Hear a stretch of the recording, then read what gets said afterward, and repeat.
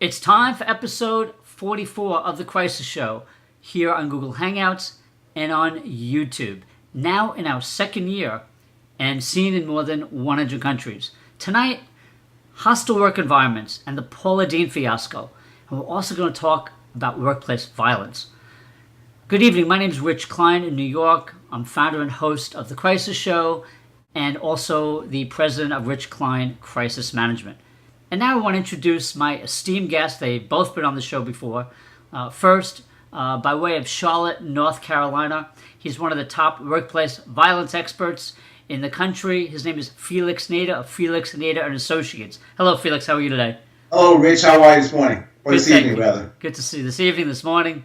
And from Texas, Fort Worth, Texas area, a regular contributor and guest host of The Crisis Show, my good friend, Mike McKenna of Team Solutions. Hey, Mike. Welcome. Hi, guys. Good to see you guys again. You too. We like to use breaking news situations to educate our viewers about crisis situations. And one of the most critical crisis situations for any business, any organization today is the workplace. And from that, we can talk about workplace harassment, hostile work environments, and workplace violence. So Felix, in our pre-show, you made a very interesting point that resonated with me, and you said that workplace harassment or hostile work environment can lead to workplace violence. And that was really new to me in terms of that connection. So from your experience, your many decades of experience in this area, please explain that to us and how you've come to that conclusion. My company is based on providing my clients non-traditional approaches to the prevention of workplace violence. And I look at it from a totally non-traditional point of view. But the connection and the correlation when hostilities in the workplace is used, it doesn't elevate nor resonate to the potential of workplace violence. And I can give you 10, 15 incidents that started off emanating from a hostile workplace. And people didn't take into account the emotional response, the spontaneous reaction to being called a name, the negative resentment to being called fat and ugly day in and day out, and not considering that my emotions could be affected by it. And then supervisors who look at it as fun, joke, and frolic and create a permissive environment that could and can oftentimes rises to, I'm going to get you at the end of the day. I know where you live, and in fact confronts the employee in the parking lot. So I see a direct connection, Rich. My parallel to your statement, Felix, is what I saw in my work early in my career at the Anti-Defamation League was that stereotyping, such as we've seen, at least in the deposition that's being shown by Paula Deen, stereotyping like that does lead to hate crimes. And there's a parallel there that people, I think, in the public don't fully understand behind the scenes, that there are connections. There are studies that have been done that prove this point. If we keep promulgating a culture of stereotyping, we are indirectly, at least, contributing to an environment where a hate crime could happen or something like workplace violence. And there is a connection between hate crimes, workplace violence, hostilities emanating from the workplace, because the common factor is how it affects me. You know, it may be innocuous, it may be non-criminal behavior, but the spontaneous response you generated in me becomes criminal behavior if I strike you, attack you, or threaten you. These are training issues, and they start at the very top, and they include at the very beginning whenever you bring someone on board. So one of the consulting principles that I provide is that behavior is about behavior reinforcement. So behavior that is reinforced will increase, and behavior that is ignored may or may not extinguish, or behavior could be corrected and then it will go away. So behavior that is reinforced, a lot of people don't understand the importance of that, and both of you have already mentioned, and I'll support that statement with the behavioral aspect of that, and that is that if I perform in an untold way, so I am hostile, intentionally or unintentionally, to the two of you, and we're working together, then and if nothing happens to me, then that behavior is reinforced, and all it's going to do behaviorally is to prove that I will continue that behavior, and that's where you see these Paula Deen type incidents happen. Either they look at these people maybe as a sacred cow or something, and they don't provide that corrective action, and because the behavior is not corrected or addressed, it tends to continue. And so the companies that I talk with, we talk about what behaviors do you want to build, in which case we need to reinforce those. But the behaviors that we don't want to build, we have got to step in and provide some sort of corrective action. Otherwise, we inadvertently end up reinforcing it to continue. Good point. Excellent. Yeah, Felix, if you could pick up on what Mike said about behaviors, what are some of the things that business owners and executives need to do to protect their reputation against these kind of incidents? What can they do to prevent them? And what is the appropriate response if there is one response, if there is a one-size-fits-all response when someone is caught saying something or doing something that's offensive to an ethnic, racial, religious group, and so on? Rich, I've always said, and right from the beginning, 19 years ago, that I don't want to stymie a good, healthy discussion in the workplace. I didn't want to curtail the frolicking and fun that takes place. What I did want to instill was a sense of management responsibility at the senior levels to recognize the contributory behavior that is responsible for spontaneous reactions, that creates hostilities because of what's said, that creates harassment because of how people feel at what's said. So management has to understand that the times have changed, that what was allowable and permissible 20 years ago, 25 years ago, even 15 years ago, cannot go unchallenged today because it affects people.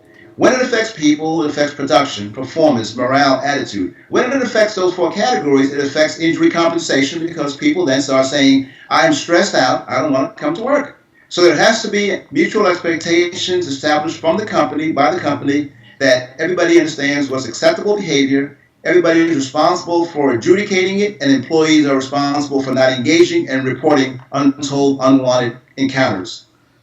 So, gentlemen, thank you for that. So let's just talk a little more in detail about the Paula Deen scenario, in which, at least as we speak, so far, Smithfield Foods followed up what Food Network did, which is cut all ties with Paula Deen. I got the sense from both of the statements that they took it very seriously, that they don't want to be associated with that kind of behavior or language. Now, there's also other companies, including QVC, that Ms. Deen is associated with, and they are, from what last I heard, weighing a decision or waiting to see how things pan out. So we have two companies that have already cut ties. We have a few other companies that are taking a wait-and-see attitude. So, gentlemen, in light of what we know that the Food Network and Smithfield Foods, the actions they've taken already, what would you do if one of both of those companies called you and said, okay, we just let her go, but how can we prevent this from happening in our midst again?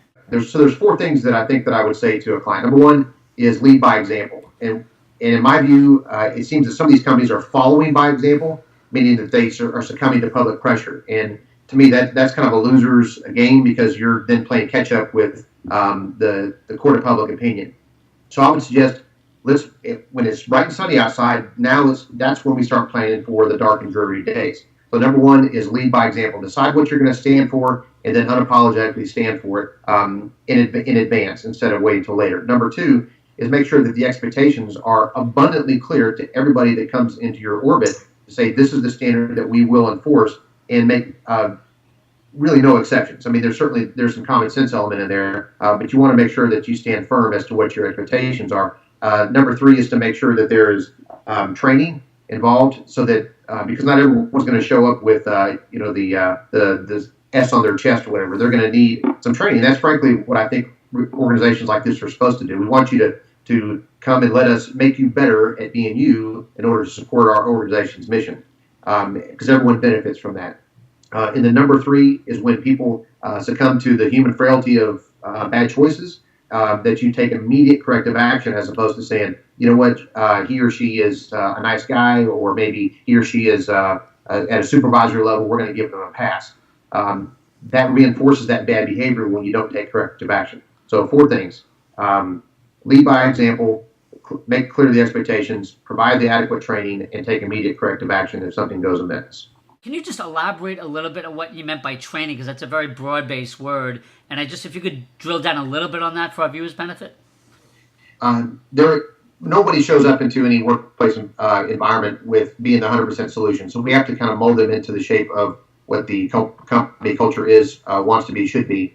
And so providing some guidance is where it really, so it's not so much an organized training as it is guidance as to this is the kind of stuff that we do. These are the kind of people that we serve. This is the kind of image that we want to promote. And so that training starts with an awareness and orientation as to the level of sensitivity that's required in order for you to wear the company badge, all the way up to the specific nature of how to respond to a response, which I know we're going to get into here in a little bit. Yeah, and I would just add to that before I go to you, Felix, that I always say, I've said on this show and in my own speeches and writing, that employees are your ambassadors. And so that's very important. You made a great point about orientation right from the get-go. Let them know that. And that builds goodwill, actually. If you tell people that they are your ambassadors, they wear that badge proudly most of the time. If you treat them right, of course, and you pay them well and you give them good benefits, you take good care of them. But you will get that loyalty in return and give them an opportunity when they go out in the world or on social media that they're going to represent you well. So Felix, if you could pick up on some of what Mike said, what I said, feel free. Absolutely. I think you both hit the nail on the head. I think organizations, employers, whatever you want to call them, create confused employees. Hostilities versus violence. Harassment versus workplace violence. Insensitivity training versus what it creates in people if nothing is done to take corrective measures. I think employees know what they feel, how they feel, but there's so many programs in an organization that's disjointed from the central theme of what can we do to create a workplace that's free and devoid of workplace violence, period. And then underneath that workplace violence umbrella, you have all of these entities that are all funneling up to the prevention of workplace violence. Michael raises a good point. I think it needs to start from the beginning. Employee orientations should be supported with organizational training throughout the employee's lifetime, clarifying expectations, providing answers and opportunities to show by example what they mean. I can tell you that a simple name-calling incident erupted into a fight at a union hall on a Saturday morning. And I can tell you when I interviewed the union members, they all said, "You can't get involved, Mr. Nater. It didn't happen in the workplace." But I asked the one question: how did it originate?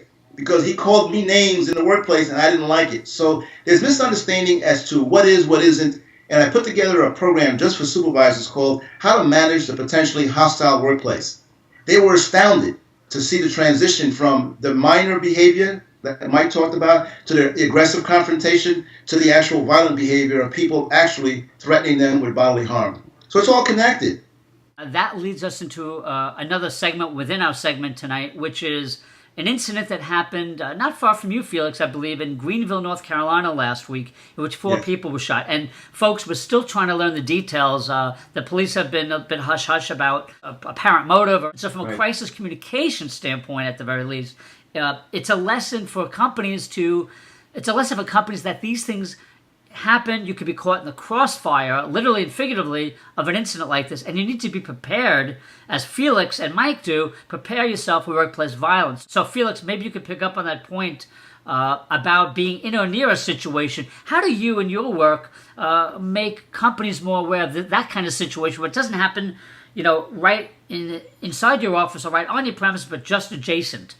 How serious is that? Yeah, as I said in my last response to you, I think employees are confused. I think workplaces don't know how to wrap their arms around workplace safety and workplace security adequately enough to just create an environment where people know what to do.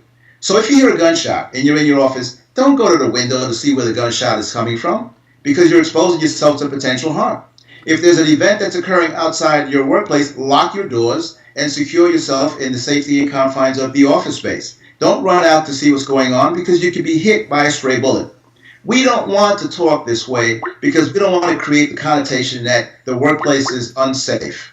But let me tell you something, gentlemen. There's no guarantee when you leave the comforts and safety of your home, travel to your work, that day, as you saw in the example last Friday, you're going to return home unharmed. You need to know what to do, how to take appropriate immediate protective measures, whatever they may be, and know that there's some common sense things that we need to expose our employees to if we want to genuinely say we're concerned about workplace safety and workplace security. Mike, ahead. Even if you don't make the segue to this event being directly tied to workplace violence, do the employees know what to do when they find themselves in a threatening, hostile situation? Well, those are great tips, Felix. Thank you so much. Mike, please pick up on that. I know this is also an area of expertise for you. Right. one of the things that I'm sure I'm guilty as much as the rest of the folks out there. We tend to look at things on a scale of if they're cataclysmic, if it's a disaster of some kind, then it really tends to get our attention. But it's sometimes it's the small things. Oftentimes it's the small things that end up creating the greatest amount of disruptions. As you talk about a shooting of unknown origin at a law firm and a Walmart, there's countless number of people and businesses and organizations that are impacted by that one disruption, either a little bit or a lot. Obviously, if they're on the receiving end of a 9mm slug, then their level of disruption is going to be a lot greater than the person who's in Walmart that was sent to go pick up some fruit for a conference, or that was trying to get through traffic and trying to get to the airport in order to go to a business meeting. So the level of disruption is extraordinary.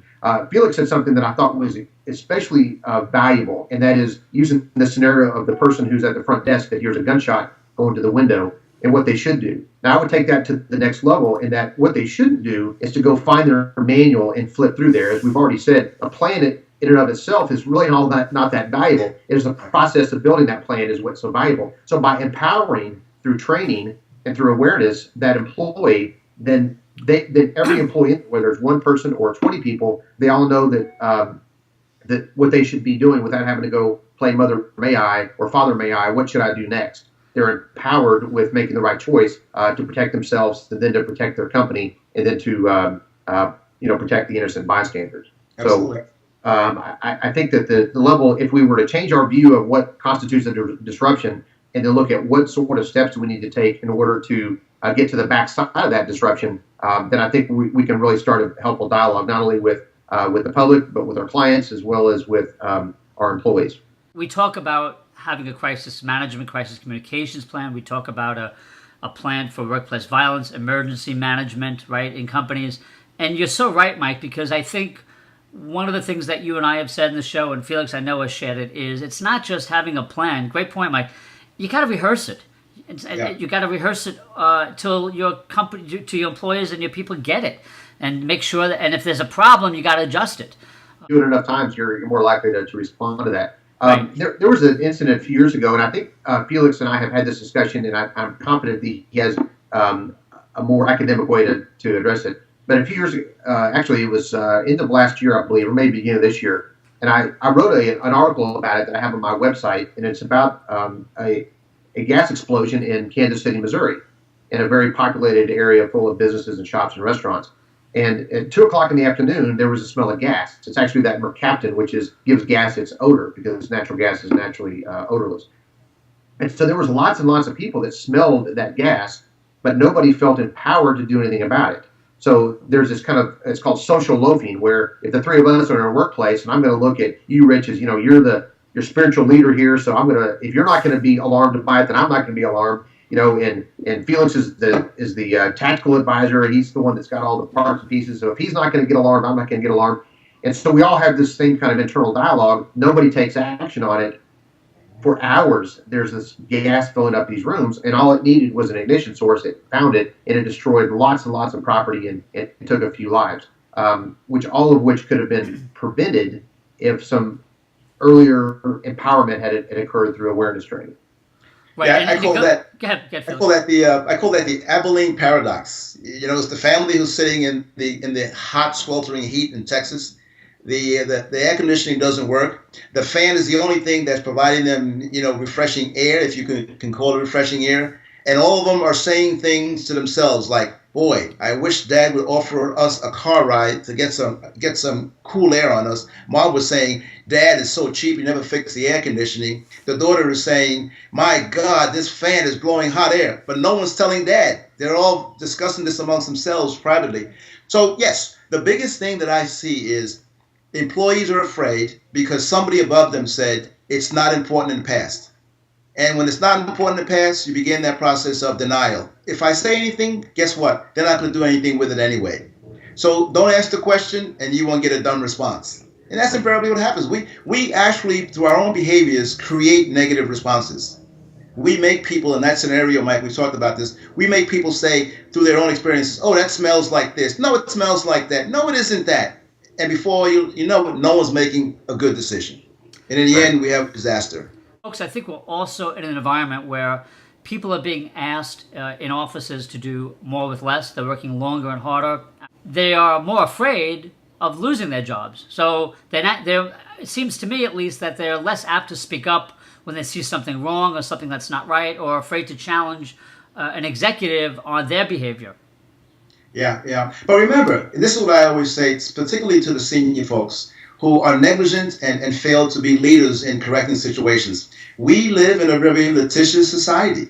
So even though you may think you can't be sued, if there's negligence tied directly to your irresponsible behavior, whether you're an employee or the CEO of a company, some lawyer is going to find negligence and attach it to you, and you may be in retirement. But if they can make a connection that you're irresponsible when you were an employee, you may own that civil liability issue. So we've got to make it appealing from the mutual expectations and mutual accountability standpoint, so everybody is energized to protect their pocketbooks. Nothing else, protect your pocketbooks. So, folks, I want to close out the episode with some, I want to just go back to our original discussion about Paula Deen and talk about her interview today and what is a real apology versus an insincere apology, and what companies can learn from this. She didn't come across as sincere. She didn't take the opportunity to apologize again, looking into the camera and apologizing to those she offended. And again, it went way beyond the N-word. I think people in the media and beyond have missed that point. If you read the deposition, as I did, she's an equal opportunity offender, at least she has been, in her own words. And what struck me as her biggest challenge to any kind of rehabilitation was she made a comment that she doesn't know what offends people. And that was very scary for me. Here we are in 2013, and not understanding that racial stereotyping, ethnic stereotyping, stereotyping gays, that she doesn't think that's offensive. That concerns me, because when we see celebrities and public officials caught in this kind of behavior, it's really a reflection of society at large. I know, Felix, you and I have talked about this as well. You know, It's a culture that we have to change before we can change the workplace, I think. When we allow these things to happen and don't take strong action when they do, what we're really talking about is a culture of ethics and integrity and humanity, really, just human decency, about respecting the person next to you, in the cube next to you, the office down the hall, that yes, we are different, but we have to respect each other.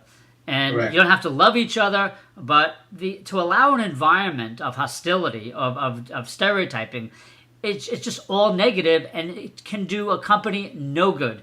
It's a dead-end street, in my view. Correct. And I don't want to take a position on this other than to say this, Rich. That example, the way you laid it out, is a clear definition of what a permissive environment is. When the leader says it's okay to be a jerk, then the subordinates are going to be jerks and the employees are going to be jerks. So that, in a sense, is a really good definition of a permissive environment, condoned and supported by the attitudes, behavior, and the culture of the organization. Nicely put. I don't remember exactly what I said, but thank you. Mike, feel free to chime in, Mike, because, look, nobody has all the answers. I don't pretend to have all the answers. I'm not looking at it from my perspective of my study of bigotry in my career, and also just the effect it has on companies from the crisis management perspective. By the way, before I get to you, Mike, I think that companies that distance themselves from this kind of behavior is a good thing. I would rather see a company be abrupt in distancing themselves than waiting and taking a wait-and-see attitude. There's no wait-and-see attitude if it's clear-cut that someone made these kinds of statements. Yeah, that's just my personal opinion. But go ahead, Mike.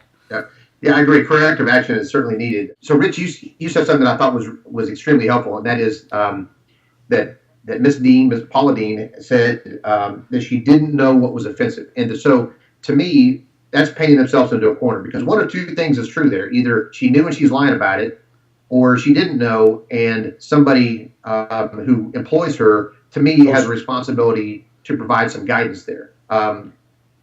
That's part of the job of being in management. So, but let me interrupt you, Mike. There's someone at the stature of Paula Deen. I think I read she's the 4th highest paid celebrity chef in the world.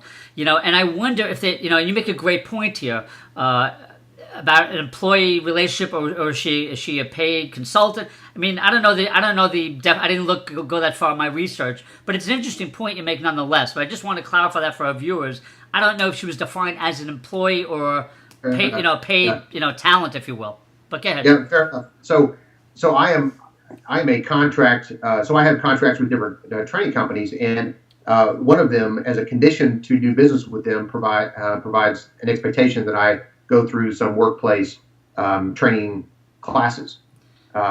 Which, if I want to do business with them, I take those classes. And so, even though in that case I'm not actually an employee, I do have to go through their training so that I know what their expectations are as to how I treat other contractors, in-house employees, and that sort of thing. So, think that it is a helpful piece of clarification. I go back to that this to me is less of a Paula Deen issue, although that's certainly what's getting in the news. But because there's a lot of companies out there that perhaps are watching this that need to take a look at their own policies and procedures to say, are we giving our employees the kind of guidance that they need in order to not embarrass us at a different level than what Paula Deen has done to the Food Network? Because Food Network, and I guess we go ages to look for a setup like this, but Food Network has a little egg on their face as well, because I think they have allowed this to go on. I don't think Paula Deen woke up yesterday as a bigot. I think she's probably been a bigot a long time, and I don't think that people at the Food Network were oblivious to that.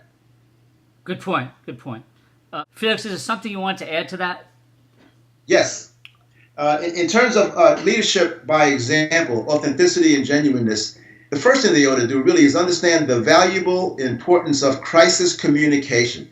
You know, if you want to say you got yourself in trouble, let's not dig a hole deeper by saying things that are just incredulous. In our time and age, it's impossible for you not to know that your behavior is contributory, that what you said isn't going to have a negative outcome and a negative fallout. And so don't say anything at all until the dust settles, and then you have an opportunity to respond appropriately. But I think the bad example that is shown in this particular case with Paula Deen isn't that she did or didn't. It's just that the impression is that she's covering it up. Right. Absolutely. And absolutely. Employees have this notion that no matter what they tell management, it's not going to be addressed properly. Whistleblower protection, confidentiality means nothing because they have been burnt in the past or know someone that has been burnt in the past, even though they came out confidentially and they were protected under whistleblower. So in essence, what she's doing is saying, if I can do it and get away with it, so can you. That's a terrible example.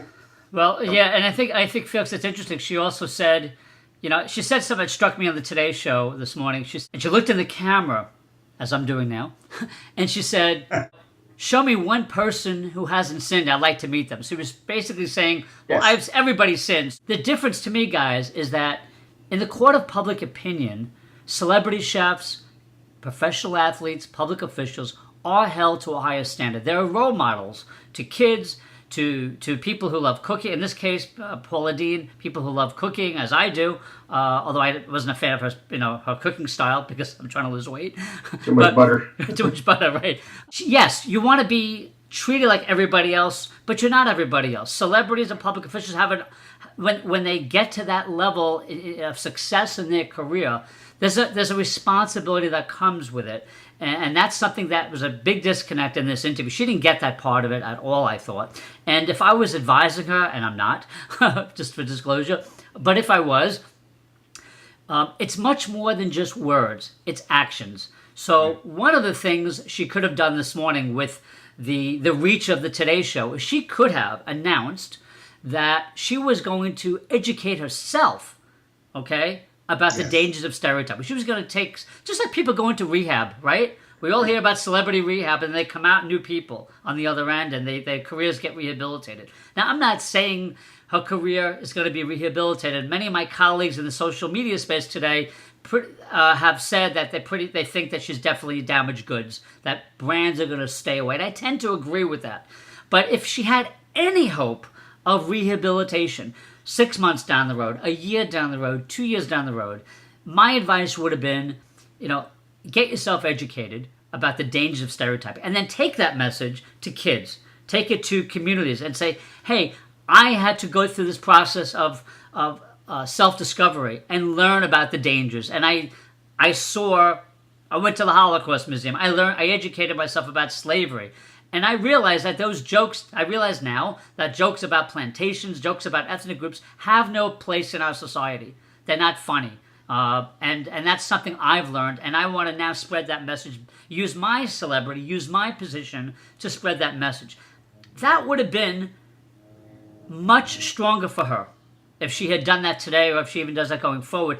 That's the kind of thing we expect to see. Actions speak louder than words. We always say that, but it really is true in crisis management. She hasn't done that yet. All she's done thus far is given two very disconnected apologies on YouTube, an interview in which she felt more sorry for herself than the people she offended. You can feel free to jump in on any aspect of what I said. Just an observation, whether you believe it or not, the recent the revelation that the military has all of these reported rape cases that have gone unresolved, and the numbers that have gone unresolved is just horrendous. They know what the problem is, but guess what they did to hand it off as a good crisis management response? They had a press conference and they said, we've got a problem, and we have to address the problem. They were not in denial. They were not hiding behind some lack of awareness or lack of understanding. They simply hit it off and said to their commanders, no more, zero. We're going to change the way we operate.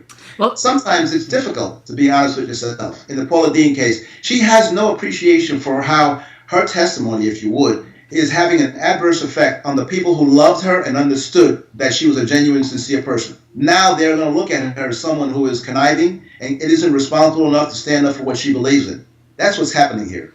Good point. Mike, any final thoughts on Paula Deen or anything else we talked about? We all do what we're trained to do. So if we are trained, or in this case, if we are allowed to have our behavior reinforced, then that's the person that we will do. That's the actions that we will perform. If we are trained or corrected or guided or coached or counseled along the way, then we're more likely to add, then we're more likely to behave at that more acceptable level. So to me, the jump off points are simply what behavior gets reinforced, what behavior does not get reinforced. And as organizations, we've got to look at what's the finish line look like, and let's cultivate our folks to head them in that direction. Orientation, we talked about before. Remember, it is to orient someone pointing in the same direction as everyone else. We do that, then this show has something completely different to talk about. Thank you. Great point. Well, thank you both very much for your great insights, a great discussion. Clearly, a lot to talk about going forward on all these issues. And by the way, I want to have both of you back to talk every few months. I'd like to do a segment on workplace incidents, workplace harassment, discrimination, and workplace violence. I think there's not enough information out there that's, even though you guys are producing it, it's not enough, the companies are digesting it that need to get this kind of information. And we could spend hours on the show doing it, but we're not going to do it, all the time. But I think every time we can do this, hopefully we're doing a good deed and improving society at the same time a little bit. Let's hope we have that effect.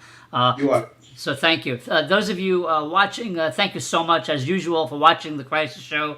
Our website is www.thecrisisshow.com. I'm going to post links to both Felix's website and Mike's website, as well as some of the issues we talked about. We'll include some of the Paula Deen video as well.